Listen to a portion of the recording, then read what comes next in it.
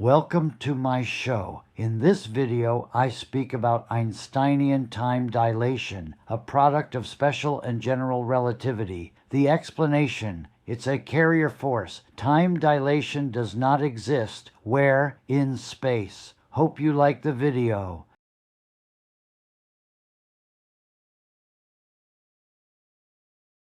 Imagine you're at a concert. The drummer keeps perfect time, but you're standing way back by the speakers and your friend is right at the stage. You both hear the same beat, but the feel is different because the room changes the sound. Now swap sound for change and room for field, and you got the hook for a different way to think about time. In the quantum physics theory, time isn't a rubbery fabric stretching and squishing. It's not a universal clock at all. It's an emergent measure of cycles, how fast a system flips through states. And those cycles, they depend on the field the system swims in. Here's the ladder. Step 1. Every clock is just an oscillator, a quartz crystal, an atomic transition. Even your heartbeat. Ticks are cycles of change. Step 2. The field, the medium of space, has tension and topology. Move through zones of different field density. Push toward the geometric boundary we call the speed of light, and your coupling to the field shifts. Step 3. That coupling modulates frequency. The clock cycles slow or speed, not because time itself bends, but because the local mechanics of change are retuned by the field. General relativity says space-time curves and clocks dilate. Kawecki's model says, don't picture a stretched timeline, picture phase shifting. Two observers in different field conditions aren't slipping into each other's past or future. They're running on different station presets of the same universal broadcast, same song, different tuning. So when a fast-moving muon lives longer or a satellite clock runs fast, this view reads it as frequency modulation.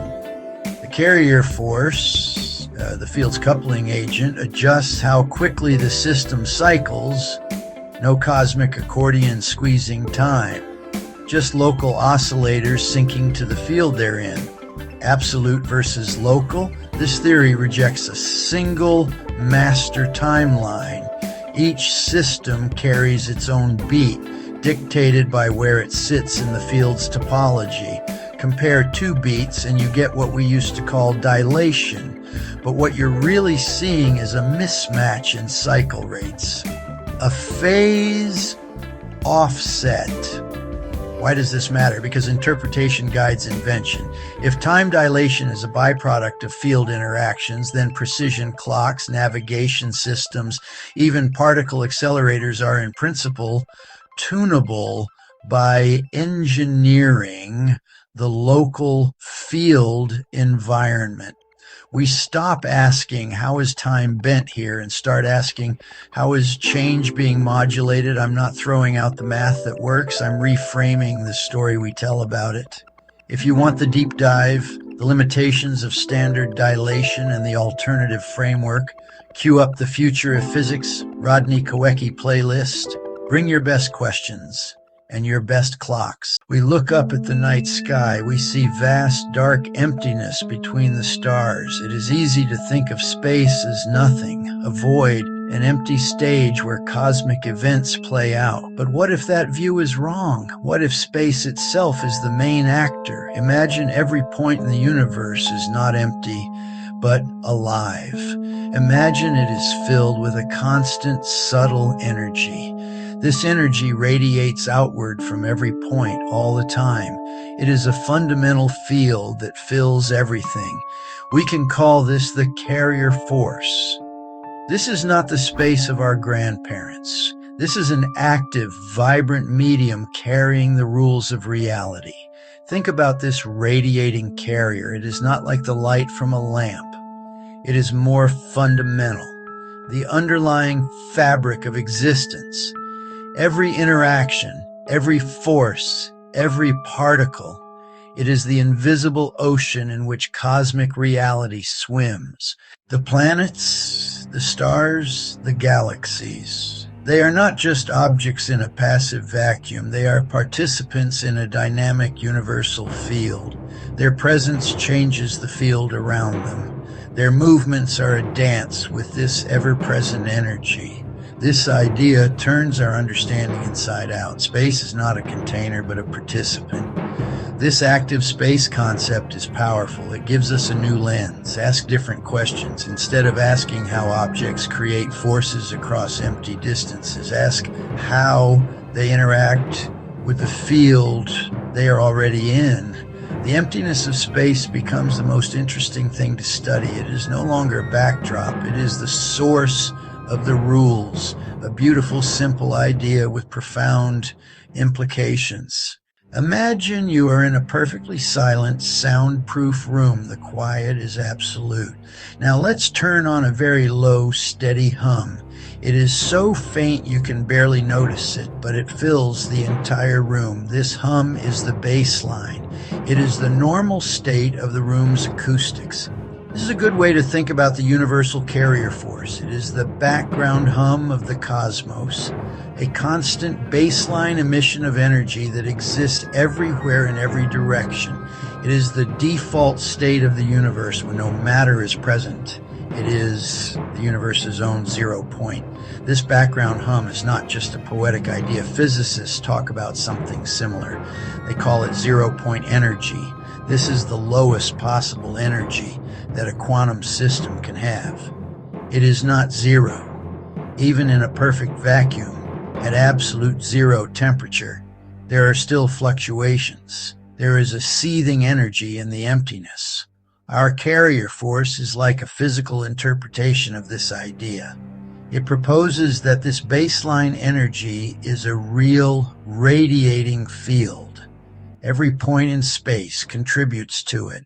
Now that we have our humming room, let's put something in it. Imagine placing a large, dense object like a heavy foam ball in the middle of the room. This object will change the acoustics. It will absorb some of the hum. It will reflect some of it. It will create a sound shadow behind it. The sound field in the room is no longer uniform. Around the object, the hum is different. This is precisely how we can imagine mass interacting with the radiating carrier force. Mass is not a source of a new force. It is a modifier of the field that is already there. A planet, a star, or even your own body acts like a node of interference in this universal field. It disrupts the smooth, uniform hum. When the carrier radiation passes through or near a mass, its properties are altered. The mass might absorb some of the field's energy, creating a region of lower field density. Think of it like a shadow, or it could compress the field, making it denser in the immediate vicinity. Either way, the mass creates a local gradient.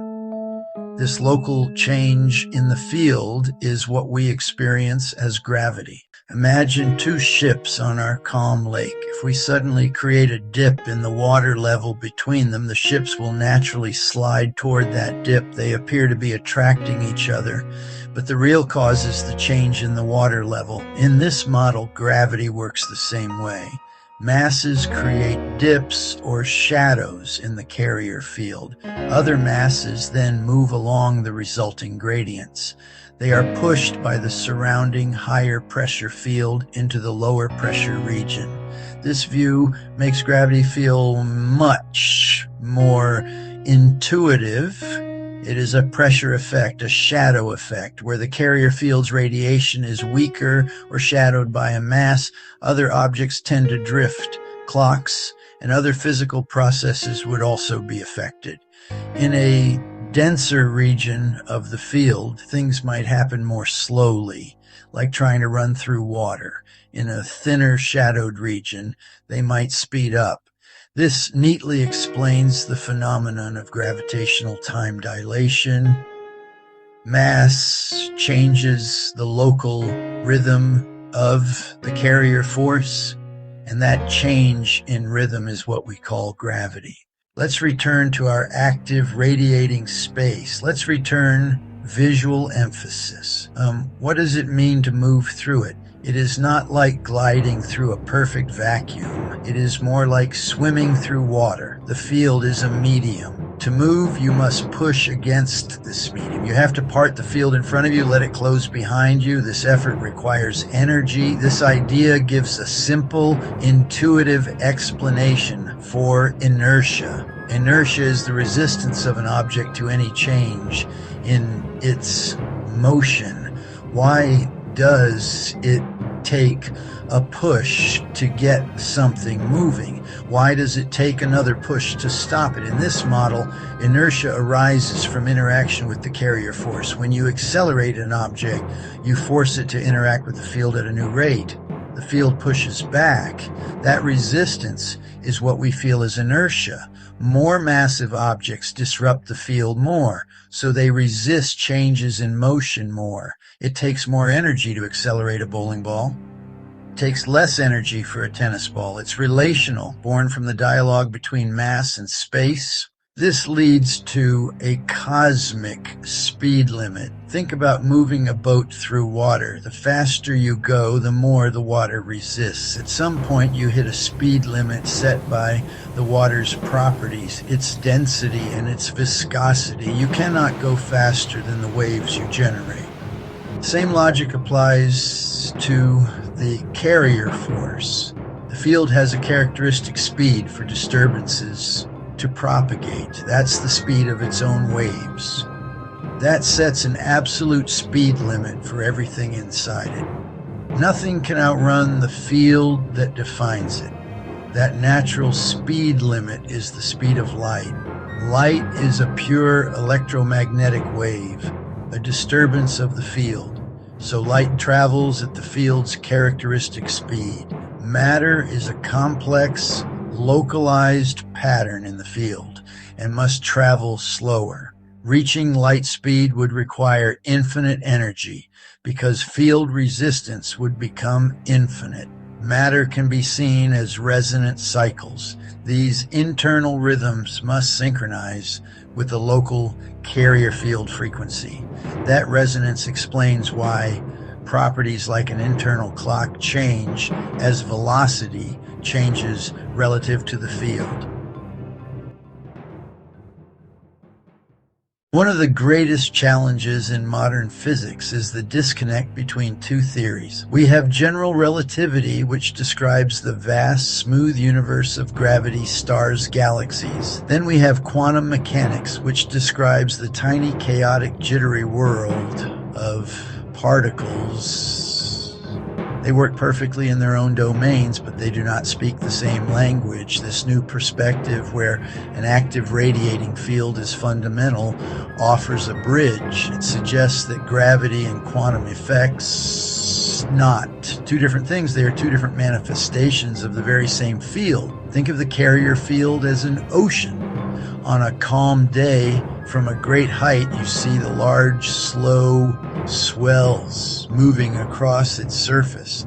These long, powerful waves are like gravity. They are large-scale, predictable changes in the field caused by massive objects like stars, planets. They govern the grand celestial dance. The pull of gravity is just the effect of these large-scale gradients in the field's pressure. It is the smooth classical world described by Einstein. An object in orbit is simply following the curve of one of these vast swells in the fabric of space-time. Now, let's zoom in. Let's look at the surface of that same ocean with a microscope. You would no longer see the smooth swells. Instead, you would see a churning, chaotic foam. Tiny droplets would be constantly forming and disappearing. Small, unpredictable ripples would be everywhere. This is the quantum world. The quantum fluctuations that physicists talk about are simply the small-scale, high-frequency jitters of the carrier field. They are the tiny, random variations in the field's energy that happen at every point, all the time. A particle is not a solid dot, but a localized, persistent pattern in this chaotic foam. In this picture, there is no deep contradiction. Gravity is the field's behavior on the macro scale. Quantum mechanics is the field's behavior on the micro scale. They are two sides of the same coin. The spooky action at a distance of quantum entanglement might be explained by a direct connection through this underlying field. The wave-particle duality makes sense if a particle is just a localized resonance within a universal wave field. It is all one continuous entity behaving differently depending on the scale you're looking at. The universe is not split in two. It is unified by a single active radiating field. We have taken a journey. We started with the simple radical idea that space is not empty. We imagined it as a living radiating field, a carrier force guiding everything. We saw how this one idea could offer new ways to think about our universe's deepest puzzles. Mass is not a source, but an interruption.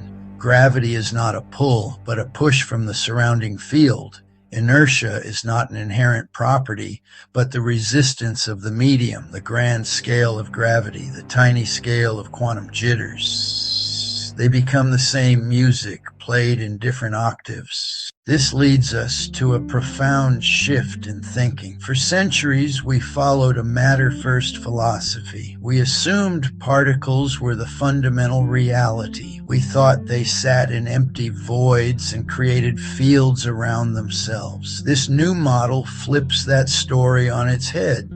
It proposes a field-first philosophy. The field is fundamental. The radiating carrier force is the primary reality. It existed before matter and will exist after. The entire universe is an expression of this field. Matter, in this view, is secondary, a consequence of the field. Particles are localized, stable patterns of resonance, like whirlpools in a river, like knots in a vibrating string. They are made of the field itself. They are where the music of the cosmos becomes concentrated and holds a steady note. This perspective dissolves the paradox of how matter can influence empty space. It cannot, because space is not empty. Matter is one part of the field, influence in another part of the field. The payoff is a simpler, more intuitive, unified picture of reality.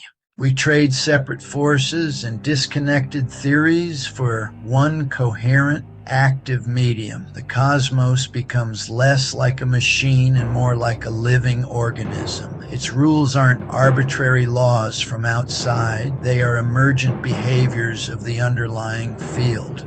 The simple takeaway: put the field first, and the universe may make a lot more sense. Is it possible reality is not built from things, but from the song that things are made of?